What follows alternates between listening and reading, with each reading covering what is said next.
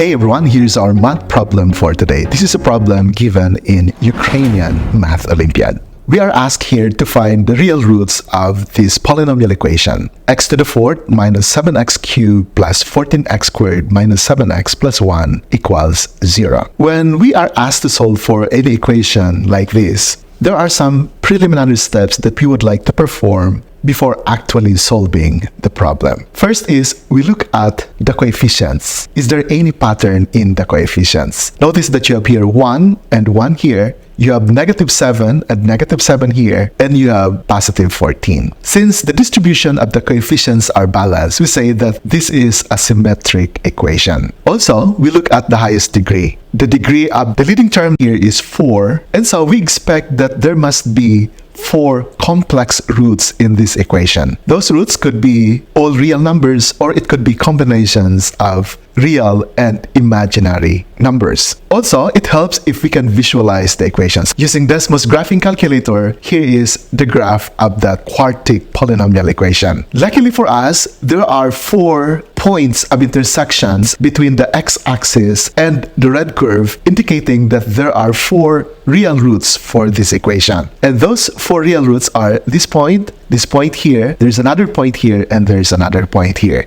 And that is what we would like to find as we solve this 4th degree equation. So let's solve this problem together. Let's look at these terms here with variable x. What will happen if we replace x by 0? The answer is this entire 4 terms would become 0, and what's left is 1 equals 0, which is wrong. This means that in this case, x cannot be equal to 0. And that is important because that will allow us to perform division by x or any power of x, because we know that we are not dividing by 0. Because of that, we will be able to lower down the degree of this equation by dividing each of the terms by x squared. Anyway, we know that x squared is not 0, so division by x squared here is valid. Simplifying, x to the fourth divided by x squared is x squared, minus 7x cubed divided by x squared is minus 7x, plus 14x squared divided by x squared is 14, minus 7x divided by x squared is minus 7 over x, and we copy 1 over x squared equals 0. The leading term now here has a degree of 2, so if we can find a way to substitute variable for these terms with variable in the denominator, then there is a way for us to just work with quadratic equation instead of working with this 4th degree equation. And we have more tools in solving quadratic equation, like factoring method, like the quadratic formula. So that is the direction of our solution here. Convert this 4th degree equation into a quadratic equation using variable substitution. Before that, let's rearrange the terms here so that those terms with x squared are together, those terms with variable x are also together. Notice also that there's a common factor of 7 here. So let's perform all the simplification that is possible first. So factoring out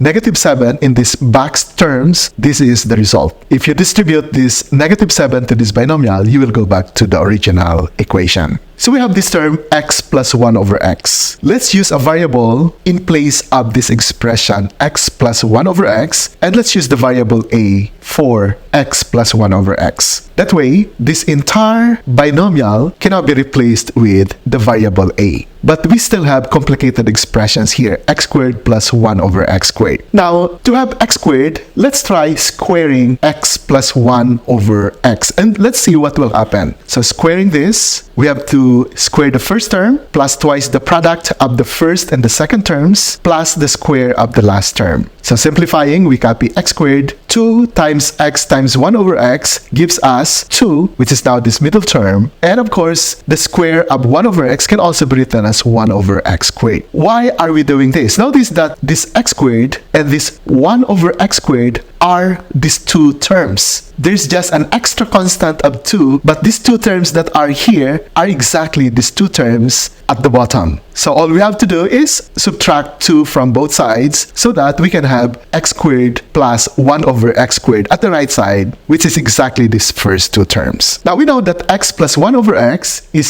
simply a. So let's do also the substitution here. And therefore, we now know that this x squared plus 1 over x squared, which are these first 2 terms, cannot be replaced by a squared minus 2. So let's do the substitution now. So we now have a squared minus 2 in place of these first two terms, and we just copy all the rest. Then minus 2 plus 14 simplifies to plus 12, and we now have here a quadratic equation that can be solved by factoring. So using the tic-tac-toe method, the factors of a squared are a times a. The factors of 12 that will result to negative 7 when added are negative 3 and negative 4. Or it could be other combinations. To check what are the right combinations, let's multiply. A times negative 4 gives us negative 4a. A times negative 3 gives us negative 3a. And negative 4a plus negative 3a is negative 7a, which is exactly this middle term here. So we know now what are the factors. We have a minus 3. The other factor is a minus 4. And that is equal to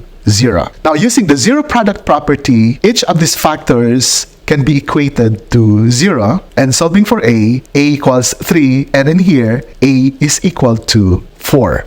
But we are not after the value of a, we are solving for the value of x. So we need to do backward substitution now. We know that a is equal to x plus 1 over x, and since both of them are equal to the same quantities, then we now arrive at these two equations. X plus 1 over x equals 3, x plus 1 over x equals 4. Again, there's still a variable x in the denominator which we can eliminate by multiplying each of the terms by x. So multiplying by x times x gives us x squared, x times 1 over x gives us 1, 3 times x gives us 3x. Then let's write this in the standard quadratic form. Similarly, at the right side, we multiply each of the terms by x to get x squared plus 1 equals 4x. Let's rearrange the terms so that we can have the standard quadratic form. These two equations are not factorable, so we are going to use the quadratic formula. Here, our a is 1, our b is negative 3, and our c is 1. Substituting those values for a, b, and c to the quadratic formula, this is now the result.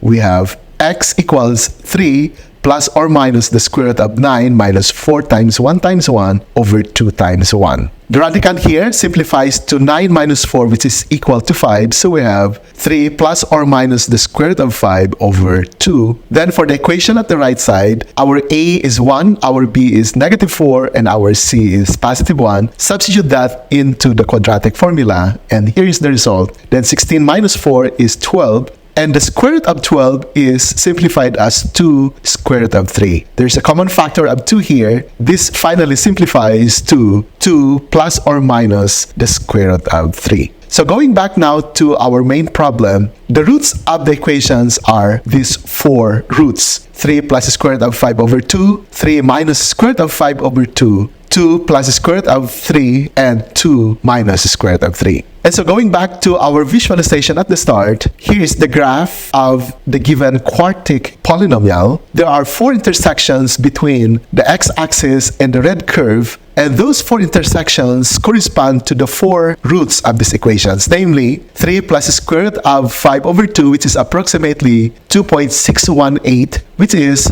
this point here.